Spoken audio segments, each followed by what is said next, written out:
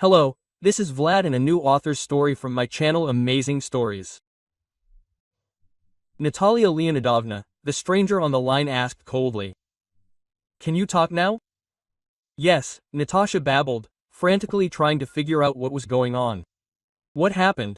Who are you? The number is unfamiliar. Your husband's car was in an accident. The voice muttered calmly and a little tiredly. My name is Marit Alexandrovich, I work in the police. I will be handling your case. What about Matvey? He is in the hospital, Natasha exclaimed, almost losing consciousness. Come on, don't drag it out. We don't know for sure, the policeman sighed. You need to come to morgue and make an identification. What do you mean? Will I have to look at my husband? Natasha asked with a tremor in her voice. Are there no other candidates? Come on, stop it. The car was on fire. The body can only be identified by DNA. But you don't have children. Look at the things that survived. Nothing terrible will happen, Marit Alexandrovich assured her. I work until 7, she whispered. The management is strict, they are unlikely to let me go. Probably, it is not every day that your husband dies, the policeman rudely interrupted her. Here's what. Go to your management right now and do not hang up. I will ask you to leave myself, and then go down and wait at the gate. I will come in an hour, I will take you to identify. Every minute counts. Natasha obediently carried the phone to the office of the head of the kindergarten. She had been working there as a teacher for 10 years. And although she herself did not have children, she adored the little ones, they reciprocated their beloved teacher. Klavdia Petrovna was not happy about the breach of subordination, but after listening to the policeman on the phone, she turned pale and briefly said goodbye. Then she jumped up and rushed to Natasha. Sit down quickly, I'll give you a sedative now. What a tragedy. Quote. The usually stern headmistress fussed around her. Did your Matvey really crash? I haven't figured it out myself yet, Natasha answered quietly. Klavdia Petrovna, don't you know how to identify someone? My God, girl, how can you go alone without preparation? The headmistress threw up her hands. The mumbling policeman blurted everything out at once. So, I won't let you go alone. We'll go together. I'll get ready now, and you sit for now. Klavdia Petrovna, I don't need anything, Natalia sighed. I'll manage somehow. Well, flying out mother. Suddenly the stern headmistress smiled. Milka, my friend, always said the same thing. How you resemble your mother, but I somehow never noticed before. It's a pity that she died so early. And I hardly remember her, Natasha sighed. Became friends? We are classmates, Klavdia Petrovna smiled. Didn't Grandma tell you about it? She got you into the kindergarten here so that you would work under my supervision. She knew even then that she was sick. Not much time left, I was worried all the time. How will you be here alone? I promised to look after you, but you did a good job yourself. Natasha smiled weakly. In this action, her grandmother Razosifovna was easily recognized. A beautiful, kind woman who lost her daughter early. Natasha didn't remember her parents at all. Her mother left when she was 3, from some literally simple infection, like the flu. She was a teacher in a kindergarten and seemed to get regular vaccinations, but she still got infected with a typical seasonal virus. Little Natasha was left in the care of her grandmother. Her father immediately went somewhere far away. He sent alimony regularly, but he didn't want to be personally present in his daughter's life. Until she was 20, Natasha lived with her grandmother, and then Rosalia Iosifovna died. True, she first arranged for her granddaughter, who continued their dynasty of teachers, to go to this kindergarten. While she was deep in thought, Klavdia Petrovna managed to get ready. The manager grabbed Natasha by the arm and dragged her to the cloakroom. She helped her put on her coat. For some reason, Natasha's hands did not obey her at all. She grabbed her employee's bag and dragged her to the exit. Soon a car pulled up. Both women moved towards it. Are you with an honorary escort, or what? The young man behind the wheel asked with a grin. About Natasha's age. But I don't bite. They could have come without security. Young man, You have to grin at a time like this. Klavdia Petrovna pulled him away. Better shut up, girls, it's not easy as it is. What am I saying, it's just professional humor. Marit Alexandrovich waved it off. Well, ladies, it's been decided to carry out the identification of the items at the department. They're in my personal documents anyway, so you'll be spared a trip to Morkovo. Natasha breathed a sigh of relief. She was generally panicky afraid of hospitals, and she didn't see any difference in the morgue. The same tiled walls, cold and hopelessness. Soon they arrived at the department, went into the office, passing the duty officer. Marit Alexandrovich filled out some papers, then opened the safe and laid out 3 things in front of Natasha. A signet ring, crumpled, but with a recognizable pattern, a watch in yellow metal with stopped hands and for some reason a dental crown. Natasha stared at this set and froze. Well, do you recognize it? The policeman asked her impatiently. And if not? Natasha sighed. You see, for some reason I doubt it, I can't help myself.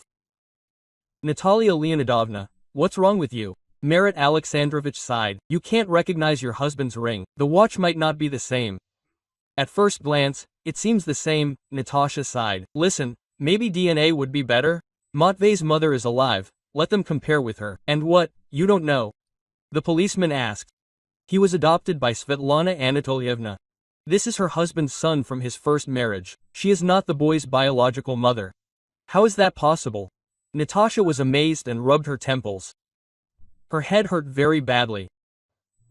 Okay, was there anything in her ear? My husband wore earrings since his youth. Nothing special, just a memory of the past. But he treasured them very much. I'm sure Matvey would not have taken them off. We don't know, Marit Alexandrovich answered, strangely embarrassed. Very bad damage. So, you can't identify him for sure. But his mother, even though she's an adoptive mother, is absolutely sure of it. I have the identification protocol signed by her. Are you going to argue, Natalia Leonidovna? No, I won't, Natasha sighed. Let me sign the protocol when something is decided about the funeral. We'll sort out the examinations and call, the policeman promised. But for now, the preliminary version is a car malfunction or an accident. No crime, for God's sake. There, the car simply crashed into a pole at full speed and caught fire. It looks like he didn't even brake. I wouldn't describe the details to you, but the video is already all over the news. Natasha pressed her palms to her cheeks and left the office. She signed the identification protocol, although she felt with some sixth sense that these things meant nothing. Matvey called all his jewelry and watches, and there were a lot of them, toys. He seriously treasured only that very earring made of surgical steel. Natasha always laughed that with this ring her husband looked like a pirate. And the strangest thing was that he was not found at the scene of the accident. She and Klavdia Petrovna called a taxi. The manager walked Natasha to the entrance and announced that she was giving her the day off tomorrow. Then she left. She herself had been receiving calls from work for a long time. Natasha went around to the entrance and went up to the apartment. It was strange to go home, realizing that Matvey would not come there anymore. On the windowsill between the floors she suddenly noticed a figure resembling a ruffled sparrow. It was her mother-in-law. Having brought her daughter-in-law, Svetlana Anatolievna jumped up and rushed to her, sobbing. Natasha, the video is so terrible. My son has become famous, albeit posthumously, she howled. Please stop, Natalia sighed. Why did you even decide that Matvey was there? Who else? The mother-in-law asked. The car is rare, the make and model, the only one in the whole city. And those stupid boxing gloves on the windshield. They are clearly visible there. How many times have I asked Natasha to take off this crap? But they distracted me from the movement, like a hypnotist's pendulum. So, it was Matvey after all, she sighed. She hated this suspension of his. And they pestered me with DNA. Sighed the mother-in-law. What will I tell them? We hid it for so many years, we even moved from the other side of the city. I was his mistress when Alla, my Savel Ivanovich's first wife, died, and Matyusha was tiny. His mother was a completely unbreak woman, although they do not speak ill of the dead. The adrenaline junkie also died in an accident. You will want to, but you will not believe the story. Quote.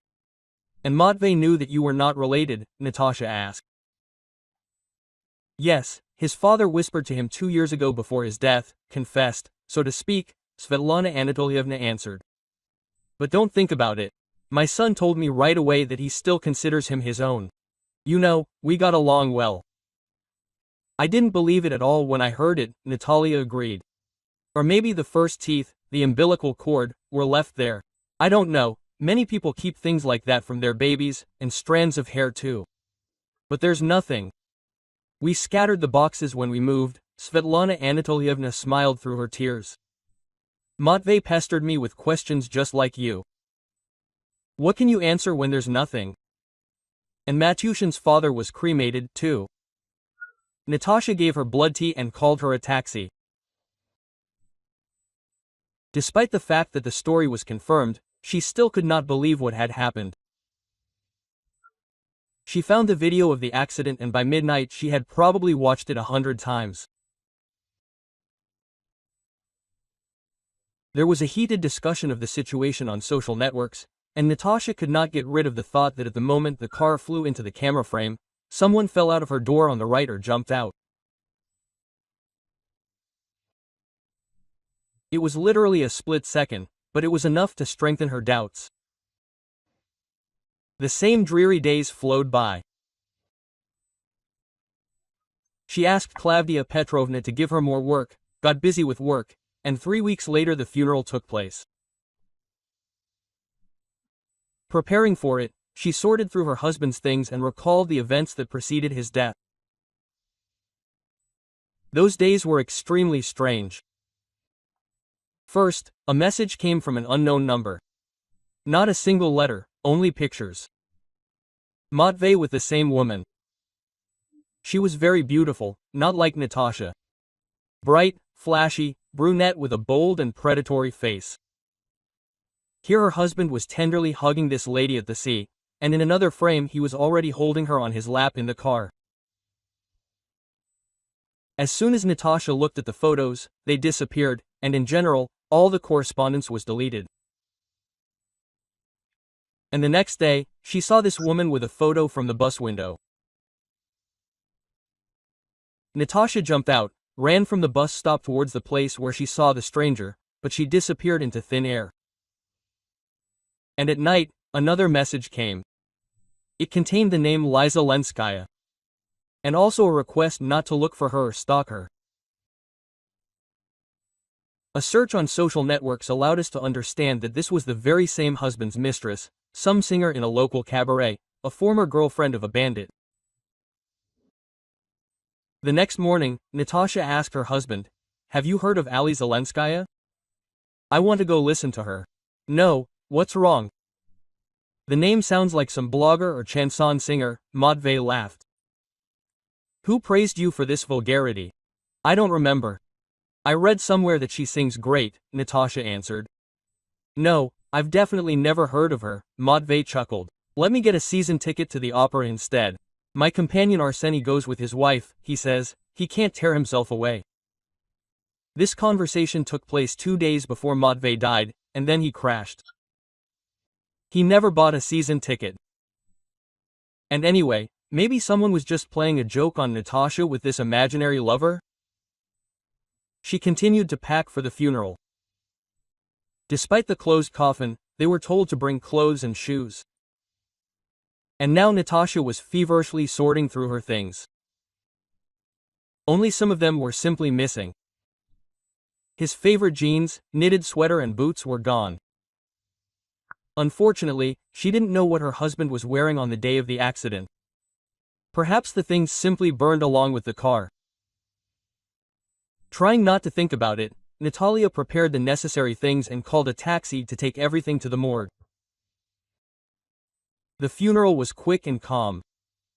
There weren't many people. Mostly employees of the company owned by her husband, plus his partner, mother, childhood friends and just acquaintances. Natasha had never seen many of those gathered before. Svetlana Anatolievna had invited them, and she had also organized the wake in some cafe in the area. Having the opportunity, Natalia called Arseny aside and asked him, "How are you? I still can't get my head around the fact that Matvey is gone." Same thing, her husband's partner nodded to her. After all, he was driving from the office that day, racing as usual. He even laughed that speed was in his blood. And he did drive. What a race car driver. "Listen, I have a question. What will happen to the company now?" she asked Natasha. "Our charter states that if one owner dies, the other gets the entire company," Arseny answered with a cold face. "Do you want to take the business?" "No, what are you saying? We have a prenuptial agreement," Natalia shook her head. "And in any case, I have already written a waiver of any inheritance in favor of Svetlana Anatolievna. I have my own apartment, I have a job, she is a lonely pensioner." "That's right," Arseny nodded. "Did you identify your husband yourself?" "There was no need. They only showed us his things," Natalia waved her hand. "Listen, what was Matvey doing that day anyway?" "He came to the office, sat for an hour, then said he was going to run away on business." Arseny listed conscientiously. Everyone knew what business he was in. "Another girl. He cheated on me," Natasha was surprised. "Don't lie, Arseny." "Well, I didn't hold a candle to it," the man answered unexpectedly sharply. "Think about it, Matvey, he's not your type of guy. We still don't understand how he managed to marry a kindergarten teacher." Quote, "Do you know a woman like Liza Lenskaya?" she asked Arseny. His face changed. "No, who is she?" "You know, no one has ever introduced us to Matvey's mistresses." Quote. Natasha sighed and stepped aside, knowing full well that no one was going to tell the truth here. The young woman quietly got ready and left the memorial hall. A week later, on her day off, she came to clean up her husband's grave. Of course, she still didn't fully believe that it was Matvey who was lying there, but that didn't change the fact that she was officially a widow. And was going to fulfill her duty to her husband in good faith. She bought artificial flowers at the cemetery gate and headed toward the grave. It rained. The wreaths now looked untidy. Red clay stuck to the tapes. Natalia pulled on rubber gloves, rolled up her sleeves and got to work, putting the fresh flowers aside. And only at that moment did she realize that she was not alone. There was someone in the shadow of the bushes along the edge of the grave. Obviously a child. An adult simply would not have fit there. "Come out, I see you," Natalia tried to smile. "Show yourself, don't be afraid, I don't bite." "What are you doing here?" he asked, taking a step toward her. A boy of about 9. Dirty, in not very fresh clothes. By the look of it, he was clearly a street kid. He was convulsively clutching some kind of newspaper bundle in his hands. "I came here to tidy things up a bit," Natalia explained. "This is my husband's grave, he died." "That's not true," the boy answered seriously. "I know for sure, my friend is buried here. He was the one who died in the accident that the whole town is talking about." "Seriously?" Quote. Natasha was amazed. "How could you know Matvey? Where did you get it from? It seems like he had no contact with children." "There is no Matvey there," the boy was offended. "My friend's name was Makar, and I am Denis. And my name is Natasha," the widow sighed. "And why do you think that some Makar is lying there?" "Don't call him names," the child asked, taking a wooden figure of a fox with a sly face out of his bundle. "Here, please put this up, Makar carved this for me as a keepsake." "Okay," Natasha agreed. "So why is Makar here?" "I saw him get into that car here by the cemetery that day. It's very noticeable. I've never seen one like it," Denis explained, and then crashed.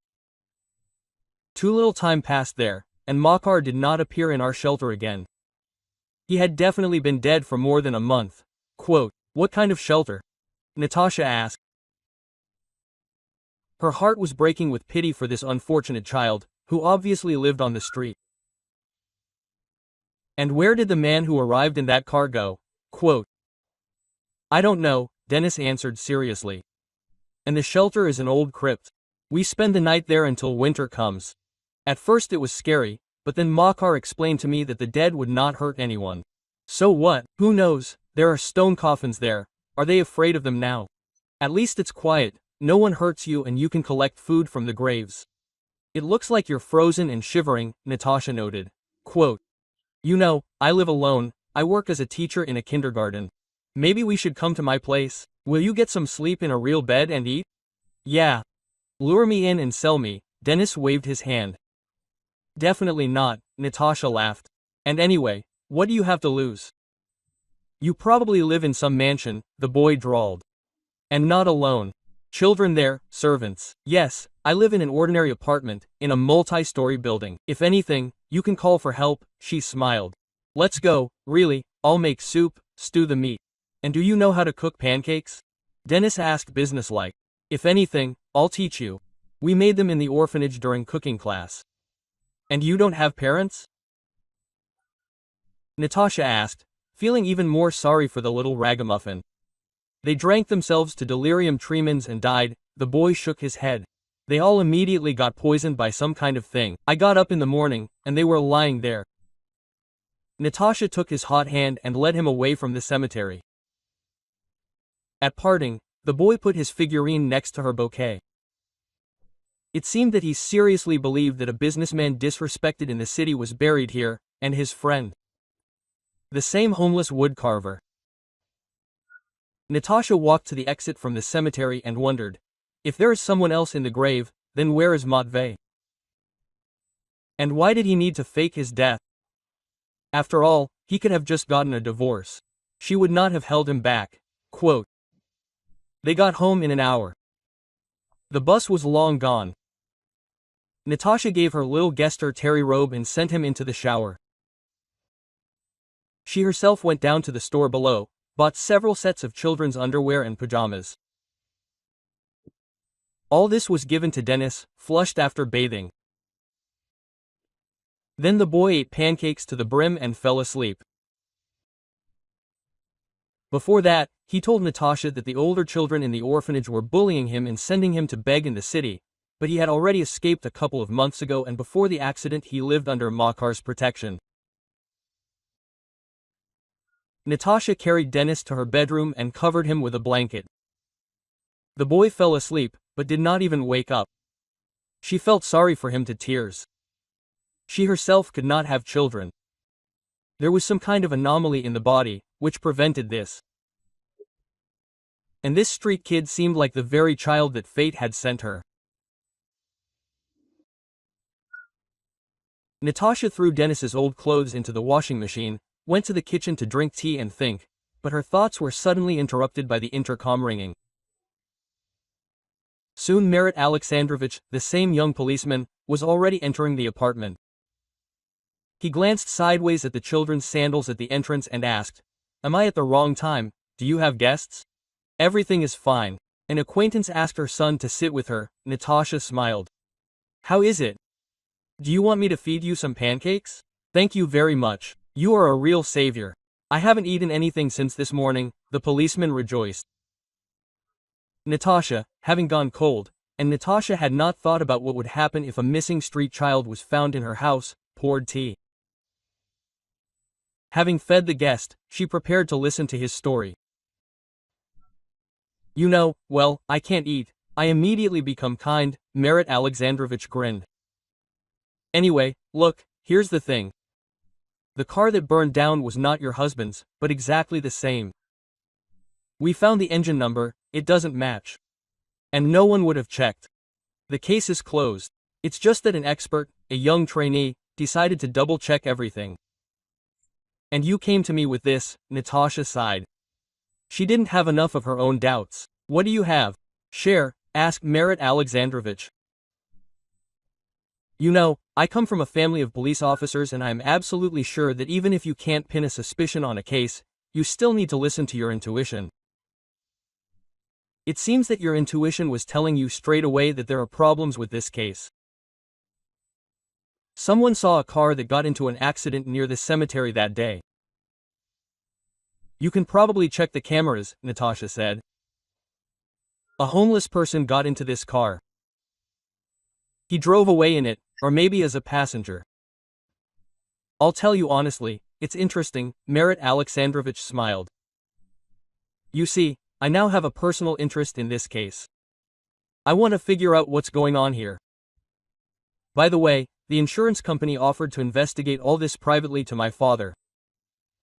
They don't want to pay, and he's a retired detective. He looks for missing dogs, tracks down unfaithful husbands. Anyway, if you have any valuable ideas, call. And who applied for insurance? Natasha asked with interest. I definitely didn't contact anyone. And anyway, was Matvey insured? Oh, there's a whole saga there, Marit Alexandrovich smiled. The recipient is not named. Maybe your mother-in-law or former partner and heir to the business got busy, but in light of recent events, I think your husband was killed quietly, and then pretended to have died in an accident. In fact, the man is lying at the bottom of the river or buried somewhere in the woods. Oh, come on, tell me horror stories, Natasha waved her hand. And what are you going to investigate now? I'll help my father unofficially as much as I can, the policeman smiled. But my bosses are really furious right now. There's no one to work, everyone is on sick leave and vacation. So it's all so sporadic. Don't count on a quick result. Natasha saw the guests off, made sure that Dennis still hadn't woken up, and then breathed a sigh of relief. She didn't want the boy to be seen by the police and generally planned to somehow discreetly find out about the possibility of adoption, without telling him yet that he was at her house. She fell asleep pretty quickly, and in the morning it was a day off, she didn't find Dennis in bed. But the smell of scrambled eggs and sausage hung in the kitchen. When Natalia showed up there, the boy was sitting and gobbling up his breakfast. I did a little housework here, he said.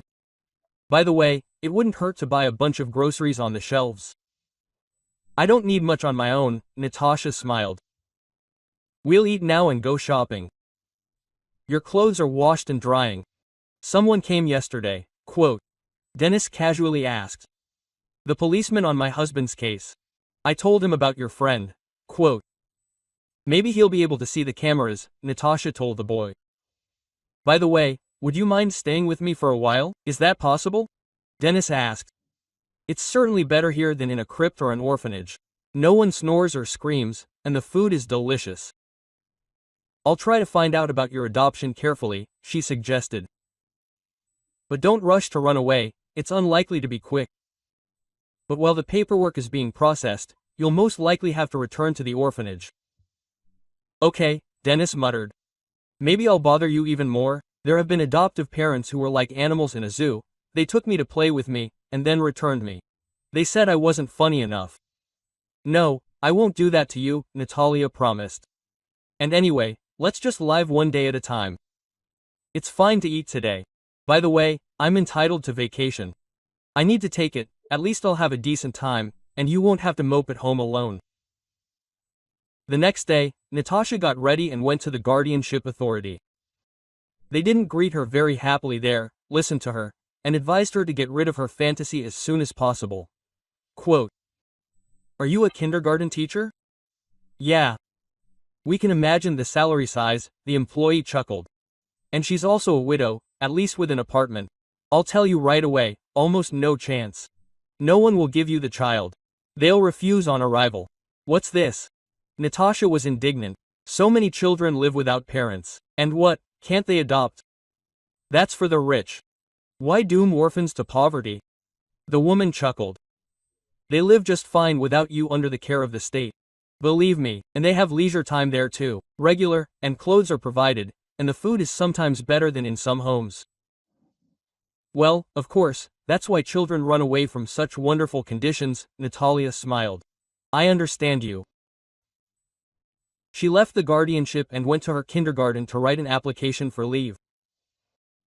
Klavdia Petrovna was even glad that Natasha made such a decision. Her workaholism lately was frightening, and the teacher looked so that they would put paint in a coffin. Klavdia Petrovna, do you have a friend in the guardianship? Natasha suddenly asked. How can you adopt a child, for example, if you are a kindergarten teacher? I don't want to hint at anything, Klavdia Petrovna smiled. But the easiest way is to give to relatives, even the most distant ones. If you find some connections with the child, the decision is almost always positive. I don't have any friends in the guardianship, but I do in the Legislative Assembly. If you suddenly need to prove kinship. Interesting, I didn't even think about it, Natasha grinned. Perhaps we will talk about this topic later, and you come visit, okay? Klavdia Petrovna nodded. She understood perfectly well that right now she had become a participant in some wonderful conspiracy that could change Natasha's life. She also received her vacation pay and happily went to spend it with Dennis. They bought him clothes, and took a summer dress for Natasha. The boy insisted. In the store, the saleswoman mistook them for mother and son, and Dennis easily played along, calling Natasha Mom. Then they walked, ate ice cream in the park by the fountain. The boy was so wonderful, and Natasha could not imagine how she could part with him. The vacation flew by. 3 weeks later, Natalia was getting ready to go to the cemetery again. She wanted to leave Dennis at home, but he was against it. They had to go together. They walked along a narrow alley to the grave. There was a dried-up bouquet there. But the fox figurine, carved by Makar, was gone. Dennis thought that other homeless people had stolen it, but Natasha didn't think so. Quote, Listen, is there a watchman here? She asked.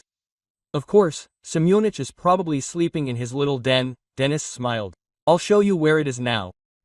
He grabbed Natasha's hand and dragged her into the labyrinth of burials somewhere into the distance. Soon she completely stopped understanding this cemetery navigation. But the boy still felt like a fish in water. He led them to a plain shed almost at the very exit from the churchyard, and then screamed at the top of his lungs. Quote, Semyonovich, someone has come to see you on business. Dennis, oh, Tishelma, he's alive. Grandpa in a quilted jacket jumped out of the closet, and they said that you were kidnapped for your organs. Of course, Dennis responded importantly. Quote, At home I now live with a bathroom and a TV. Oh, you Borchuk, the elderly man said affectionately and asked Natasha, Are you here on business? Tell me, do you have cameras at the cemetery? She asked cautiously. How else? Yes, well, only around the perimeter. What, has the grave been robbed again? Semenovich asked. It would be safer to install a hidden camera here. There is a suitable one. You can catch the thief right away. Can we install it? We'll show you where, Natasha asked. An hour later, Semyonich's pocket was filled with the pleasant rustling of money, and Natasha agreed that she would come in a couple of days to check the recordings. She and Dennis went home. These 2 days, Natalia was not herself. It seemed to her that the camera would be a real breakthrough. It would allow her to see Matvey at the grave, who probably came there. Dennis saw her anxiety and did not bother with heart-to-heart talks. Take the video, she went alone. On the way to the old woman, her gaze came across another fresh grave. There was a portrait of a woman, the same one, with a photo with her husband. And the name also matched. Liza Lenskaya. As it turned out, she died just a few days ago. Surprised by such a coincidence, Natasha went further, took the recordings from the guard camera and went home. There, together with Dennis, they looked through the materials and found out a very unusual thing. At night, a lonely figure dressed in rags But it wasn't Matvey. Dennis looked at him for a long time, and then shouted, "It's Makar. So it turns out he's alive. Who's in the grave then?" Quote. Natasha asked. "It looks like I need to find and question your friend." "How can I do that?" "I'll have to go to Semyonik again," Dennis answered matter-of-factly. "He knows everything, not even a fly can get through." The elderly guard was surprised to see Natalia again so quickly. And when he realized what kind of man she was talking about, he grinned. "So you're looking for Makar. It's not that hard. He often hangs around here. Lately, I don't know where he's hanging out every night during the day. In general, he's a good guy, but he's too murky. You can't understand what's on his mind." Quote. "I need to meet him," Natasha whispered. "So what, should I stand guard at the grave until nightfall?" "Why?" "I'll tell him. Leave your phone number, we'll call," Semenovich grinned. "We don't live in the taiga, we have means of communication." "Thank you very much," Natalia said.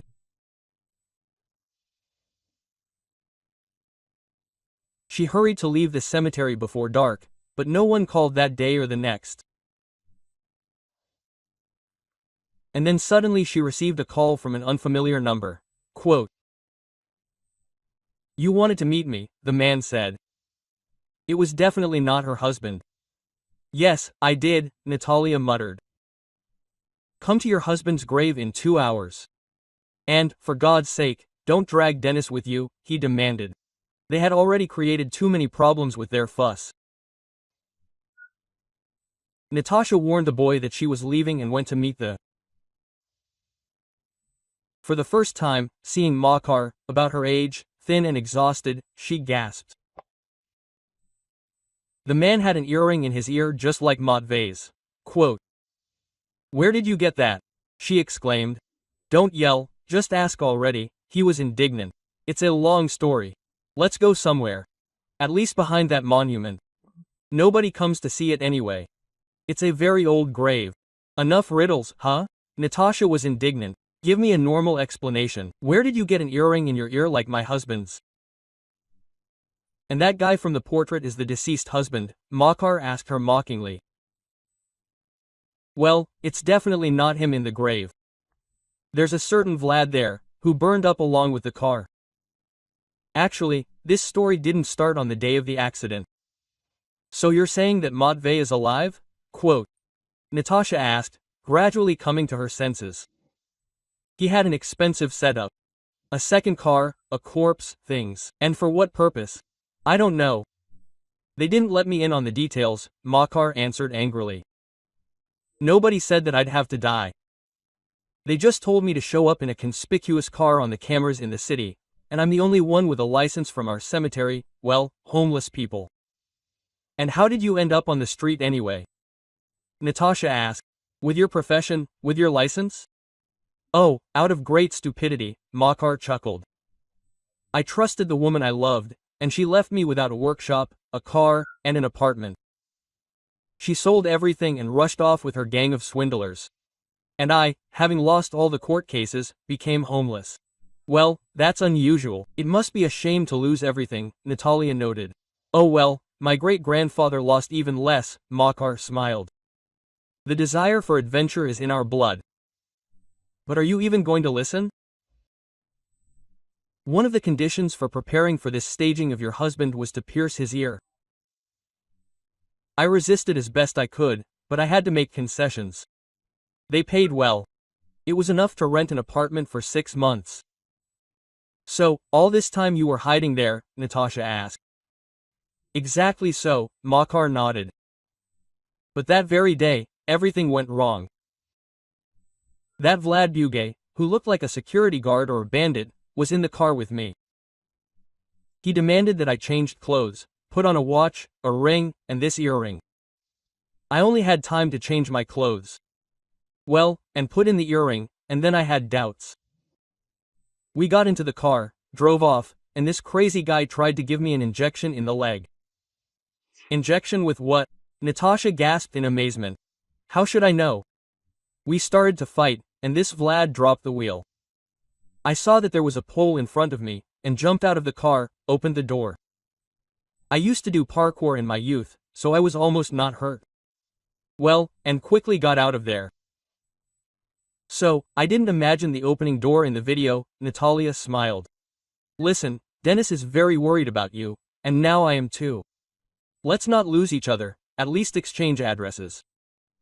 Or even better, give me your phone number. An address is more reliable.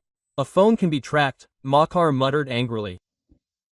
Listen, maybe you have a dacha? I would be happy to go there moved in. You can even move in with Deniska. I'm afraid my current place of residence is no longer very safe. And you just move in with me, Natasha suggested. We'll wash you, dye your hair, change your clothes. There's plenty of men's clothing in the apartment. No one will recognize the former. My vacation is ending, and I don't want to leave the child alone. Okay, Makar nodded. But let's do all this somehow at night, so as not to attract unnecessary attention. Okay, take the keys, you can come in yourself after midnight, Natasha whispered, dictating the address. She drove home, feverishly wondering if there would be enough sleeping places for everyone in the apartment now. But she remembered the folding bed in the closet and calmed down. Her guest could easily fit in there. She didn't explain anything to Dennis, although he was dying of curiosity. And when Makar entered the apartment at night, the boy simply hung on his neck, literally sobbing with happiness. The one who was supposed to die instead of her husband arrived with a backpack and a large bag. It turned out to contain tools for wood carving. Makar went to sleep in the pantry, the so-called mother-in-law's room. There was enough space here, and there were no windows.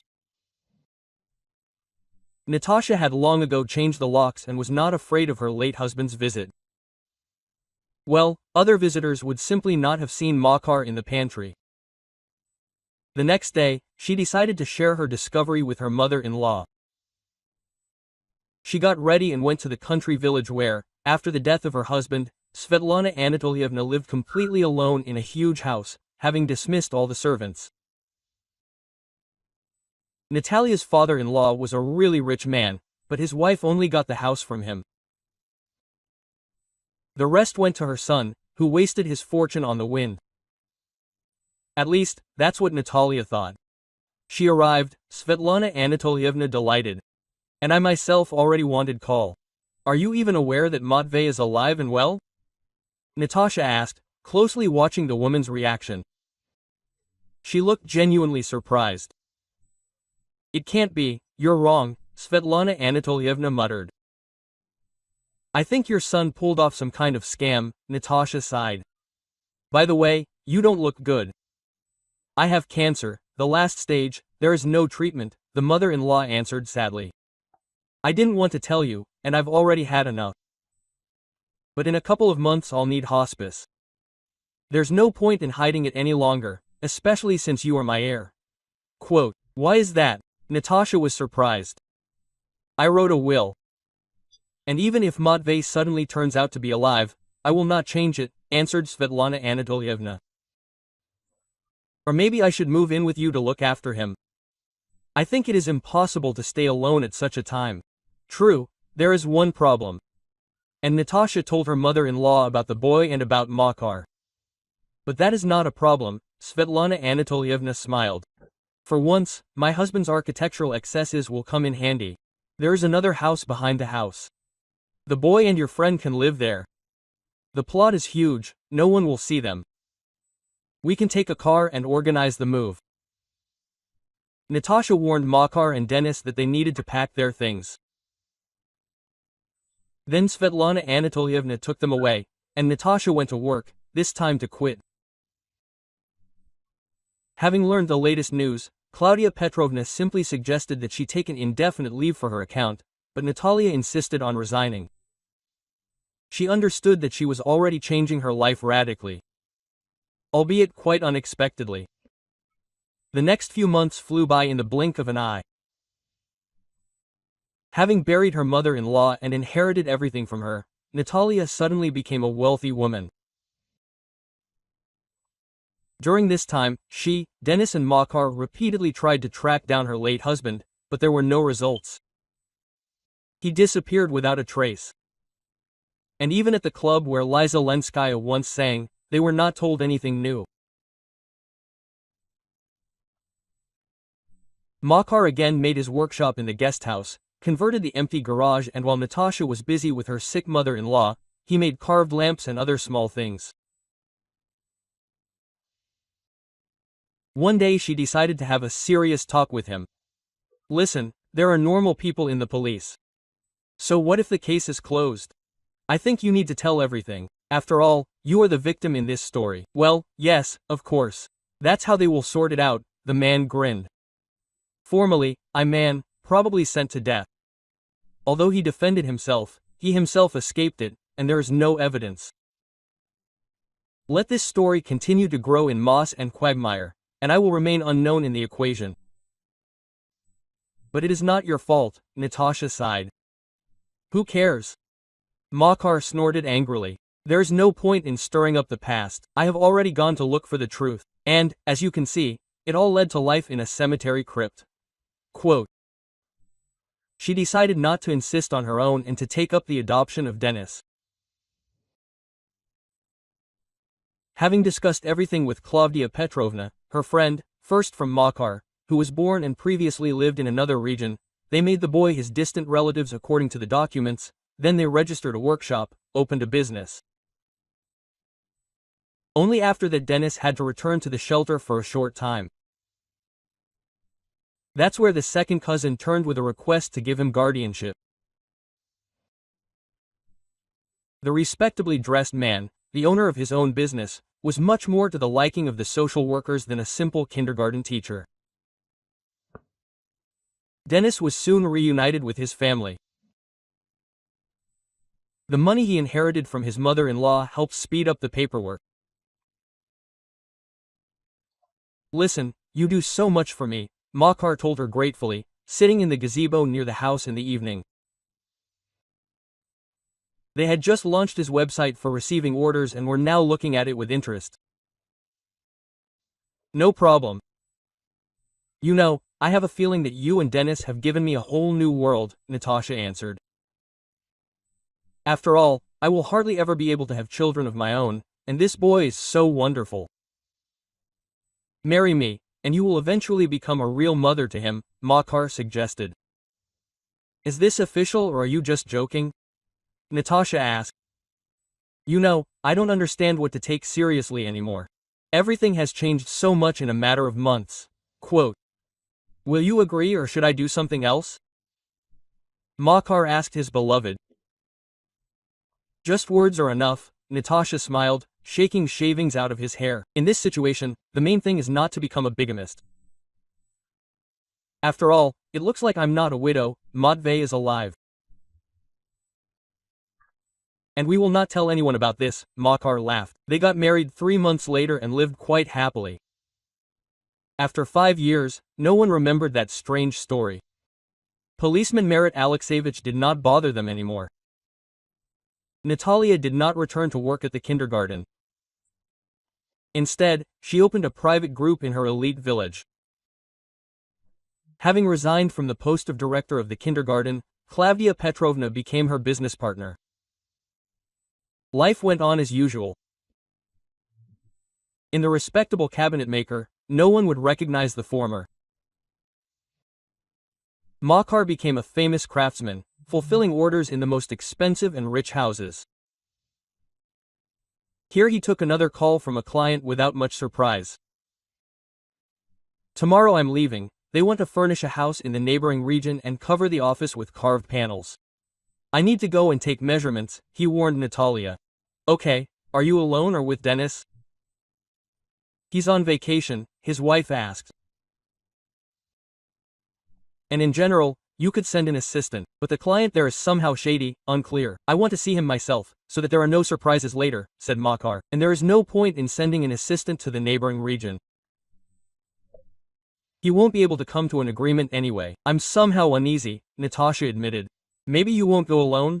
Well, take someone with you, and then let Denis stay at home. I'll find him something to do. The next day Makar went on a business trip, got up early, left home by car, taking his assistant Oleg with him. They got there quickly, but Makar was not feeling well, he was getting sick, so he put on a mask that was lying in the glove compartment so as not to infect anyone. It was not for nothing that the owner of the house seemed strange to him on the phone. The man did not really understand wood and its types. There was a complete feeling that this man just wanted to furnish the house more expensively and richly, and was ready to immediately give a solid advance. But Makar stubbornly did not like something about this man. Taking pictures of the walls of the house and the interior with a professional camera, he accidentally snapped a couple of pictures of the owner of the house, sent the pictures to cloud storage, and deleted them from the camera. And not in vain. Before leaving, the owner, who introduced himself as Pavel, as if by chance, asked to look at the footage.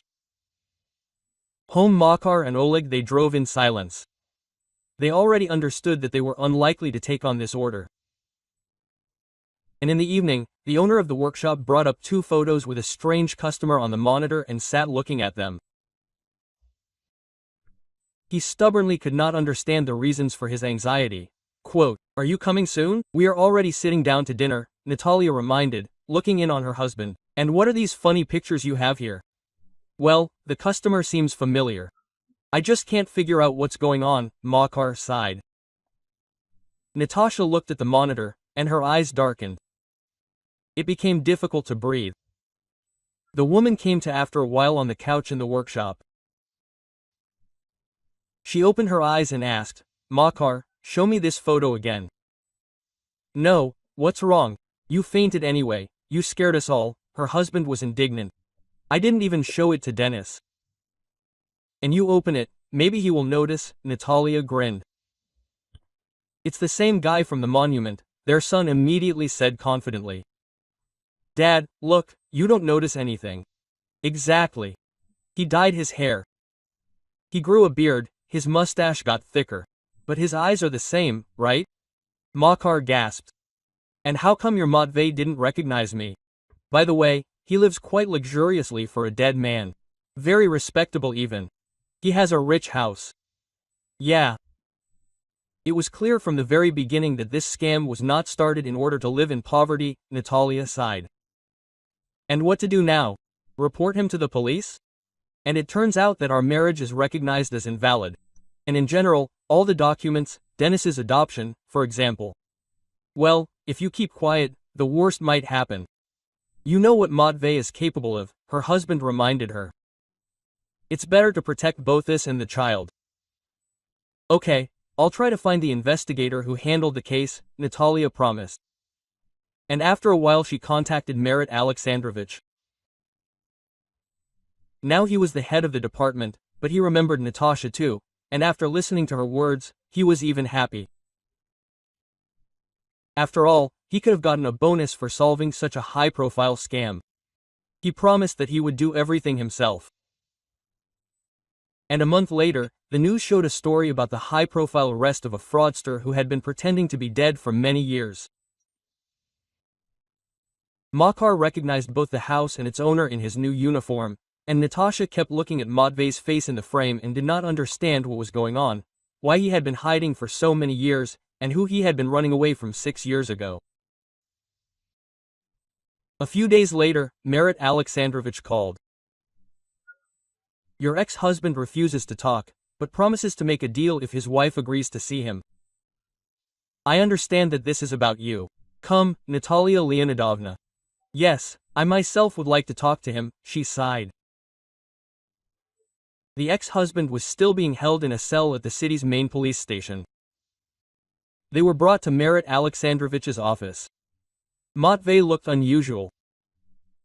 His hair was now completely white. His beard and mustache hid his face from prying eyes. Natasha sat down opposite her husband, who had to be buried.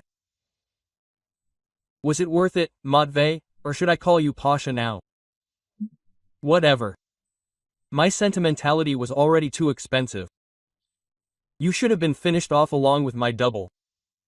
"I wonder," Natalia smiled. "Wasn't the money enough for you? My father's inheritance, a house, a company. And all this is pennies," Matvey snapped. When you asked me about Liza Lenskaya, it became clear that we would have to hurry. The mistress had long been planning to flee from her bandit, taking his money with her. So we thought in advance how each would die on the outside. We even insured my life. Liza was listed as the recipient of the money in the policy. But we had to hurry. My death was staged too early. Then the insurance company dragged out the payments. Liza had to flee in a hurry, having staged her death. Quote, "But you weren't left without money," Natasha said affirmatively. "Yes, I'm telling you, we were prepared. Plus the gangsters, cash collected over 6 months. There was so much there that you wouldn't spend it in 3 lifetimes. We went south. We weren't going to stay here. We got married. Liza got pregnant and gave birth to a baby girl," Matvey said with a sigh. "Consider us people without imagination, but the girls' names are Vera, Nadia and Lyuba. They are 3 years old now." "And where are the children?" Natasha asked. "And how did you end up in the neighboring region anyway?" "A month after giving birth, Liza disappeared. She went to a milk kitchen and never came back," Matvey reluctantly said. "I don't know if she ran away herself or if her ex-boyfriend found her, but no one has seen my second wife since then. I raised the girls with the help of nannies, and then I took the risk of moving closer to my native land. I started doing business quietly, without sticking my head out, and that's how it went. And I called my husband to make furniture," Natalia grinned. "I didn't even recognize your quote. I just realized that there were a lot of photos, but the camera didn't find anything," Matvey sighed. "You know, maybe it's for the best that you turned me in. I generally curse my craving for adventurism. I'll end up as bad as my own mother."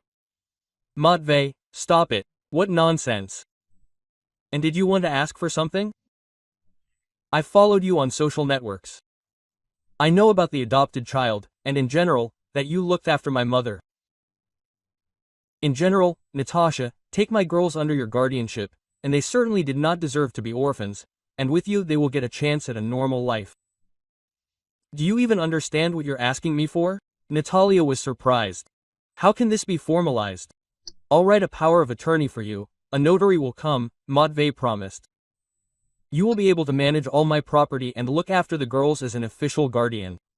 "Well, only by power of attorney." "Matvey, and, what do you want?" "There's no one else to ask," Natalia asked.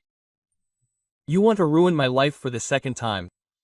Now I need to decide something about my marriage and the documents. Why did you even come here again?" Quote. Having received no answer, she left Merit Alexandrovich's office, and he rushed after her, convincing Natalia to agree to the conditions. Although she had already decided everything for herself. All that was left was to call Makar. "Are you against adopting 3 girls? Or taking them in for upbringing?" "I don't know yet," she asked with a sigh. "You understand, since we're not even husband and wife anymore, we'll have to repeat the wedding too." "I'm ready to marry you even every day," Makar laughed. "Your ex's children. Of course, we'll take them. I'll tell Deniska the news now. Prospects and the arrival of sisters." "How great that I'm married to you," Natasha smiled. "Get the car ready. We might have to go get the children today." And they also needed to find 3 child seats. Having set the task for her husband, Natalia returned to the office. Matvey looked at her imploringly. He sincerely hoped that the children would not end up in an orphanage. She nodded silently. Soon the notary arrived, everyone signed the papers, and 3 months later, during the investigation, Matvey died in prison, now officially and forever. But his daughters Natasha and Makar were taken into custody, and when they grow up, they will receive the inheritance of their good-for-nothing father. If you like the story, I hope you will support me with the thumbs up button. All the best.